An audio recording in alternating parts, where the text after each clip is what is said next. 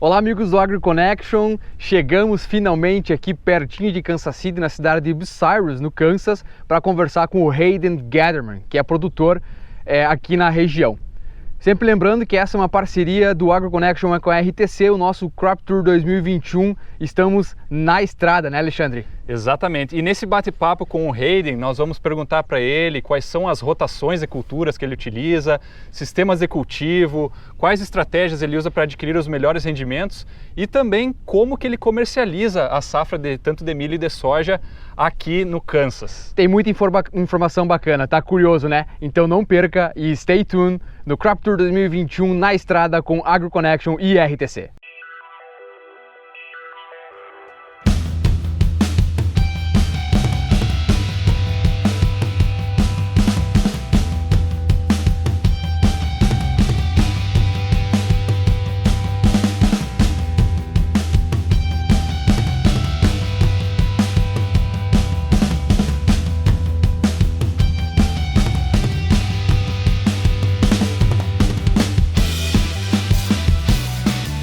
Olá amigos do Agro Connection, nós estamos aqui pertinho de Kansas City, na fazenda dos irmãos Gatherman, para iniciar o nosso segundo episódio do Crop Tour 2021, parceria do Agro Connection com a RTC. So Hayden, thank you very much for having us here at your farm. We know that's something that's not easy to get or easy to show to Brazilians. So thank you very much, and I'll ask you if you can talk a little bit about your farm, so the name of your farm, and if you have brothers here that work with you, and how many generations you guys have here at this farm. Yeah, so welcome to Gatherman Brothers Family Farms here in Bucyrus, Kansas. We're just south of Kansas City, about 30 minutes on the Kansas side. I farm here. I've been home on the farm since I graduated from Kansas State University. Go Cats! In 2017. I went there and majored in agronomy, came back home to the family farm here, and I've been here for 4 years now, which is crazy already. So I farm here along with my grandparents, my dad, my 3 uncles, and my brothers and their families. I have 3 brothers, all with maybe some sort of intention to come back home to the farm, as well as some other cousins. There's a lot of people involved in our family farming operation. We got 3 generations, and on a typical day in the field, there's probably maybe 15 of us or more working side by side. So it's quite unique. And I'm very, very fortunate. A gente sabe que vocês, além de verem as fazendas aqui nos Estados Unidos, vocês querem ver o campo, mas antes de nós ir lá para o campo, mostrar para vocês qual que é a condição das culturas, eu vou fazer mais uma pergunta para o Hayden, que é sobre as expectativas dele em relação à safra desse ano para os Estados Unidos. So Hayden, before we go to the field and actually see the soybeans there, so what's your expectation for the 2021 growing season, both for corn and soybean? Well, I hope we have a great, respectable crop that is bountiful, and we always achieve every year for great yields. So we rely heavily here on Mother Nature and rainfall. We have no irrigation to speak of, so we rely heavily on timely rains, which in the last several years have been working out. Hayden, I can see here in your farm you have storage for your crops. I would like to know how much of your production you can actually store here and how you send to an elevator nearby. Does that go by train, by truck? If you can tell us a little bit how that works. My grandpa and his 3 brothers constructed the elevator here you see in the background in the mid 1970s. And since then, as we've evolved over time, we've grown, and we've also had to expand our elevator, tear down old bins, and construct new ones and larger ones. So right now, today, as it currently sits, we have over 750,000 bushel of grain storage here on our farm, which probably accounts for maybe 60 to 70% of our total of our capacity for the acreage that we farm. What is nice being close to Kansas City, we are close to grain markets, and so being only 30 minutes from Kansas City, we haul all of our grain into the city. There's a lot of markets there that we can take our grain to.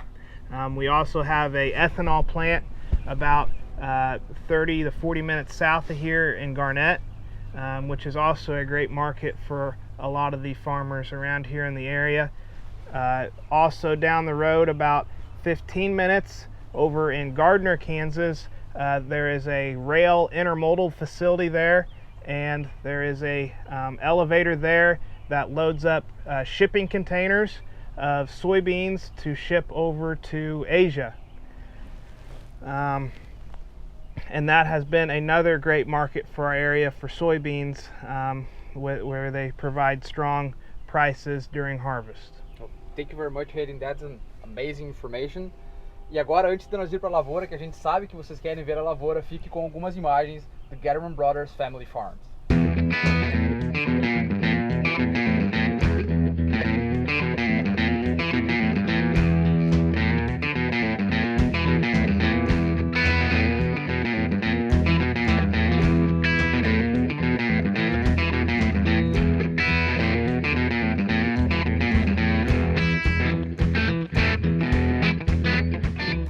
Bom, amigos do Agro Connection, agora a gente está aqui no campo com o Hayden, saiu lá do main shop, como a gente chama aqui nos Estados Unidos, e veio aqui para o campo fazer algumas perguntas mais técnicas. Eu acho que a primeira pergunta que a gente pode fazer, Hayden, para ti, é como que é o tipo de solo aqui na tua região e também quais as culturas que vocês plantam. So Hayden, I think the first question we can do for you is what is the soil type in this region? Is this more clay, more sandy? And also, what's the cropping system of your farm? Well, here in east central Kansas, we have a lot of silty clay, loam soils with a lot of more clay in them than silt and sand. Not much sand at all around this area. So very heavy soils with probably around anywhere from 15 to 20 CEC value. Here we are on a corn, soybean, and a soft red winter wheat rotation. Okay. So mixed in with that is also a no-till cover crop residue management system. So Hayden, how long have you been using no-till and cover crops here in your farm? My grandpa first started no-till in the early 1980s. He did that because we were experiencing a lot of soil erosion with the heavy rain events that we do get in our area. Our fields were just getting complete eroded away, ditches starting to form, losing topsoil in the road ditch, all due to the fact of we were plowing, ripping, disking our soil, and we also started to build terraces and waterways to help slow that down, plus the no-till system. And have you been noticing some change in terms of soil quality, soil health, increasing organic matter since you started with no-till? Yes, I would say very slowly. We have noticed a maintained level of our organic matter, also probably somewhat better water infiltration and soil quality, but I don't think it really started to take off until we added cover crops in our cropping system in around 2010. I felt like with the addition of cover crops, it has drastically improved those qualities in our soil quite faster than just a no-till system. So Hayden, how is your season so far in terms of rainfall, temperature, and if you had to replant any of your fields, if you could explain to us how it was? Yeah, here in east central Kansas, it's been quite different than most places across the Corn Belt. Here we've experienced a pretty wet spring. It was a wet and cool April and May. We did get a window of opportunity to plant most of our corn and some soybeans at the first week of May. And then after that window of the first week of May and the rest of May, it turned off cool and wet again with very little sunshine, and we got poor stands, especially of corn. And at the first week of June, we came back and we replanted every acre of corn that we planted there in the first week of May, completely started over. And so far, this month of June, it's been dry. It went from one extreme to the other. It went hot and dry, and we just got a nice rain here as we're speaking today. The night before, a 2.5-inch rain, which was just perfect, and couldn't ask for a better timing of that. So things are looking good here now. As long as it continues to rain throughout the growing season, we get the timely rains, we're looking very good. So Hayden, one thing we know that the Brazilian farmers and the agronomists that are curious is how you decide about how much of your area is going to soybean or is going to corn. Well, we typically look at it just as an efficiency standpoint and how many bushels we can hold in our grain elevator system. But typically we like to keep it at a 50% corn soybean rotation across our acres. And when we are able to have some wheat, we like to keep that maybe at 20 or 30% for a time's sake in the summertime, and what the summer allows us to do.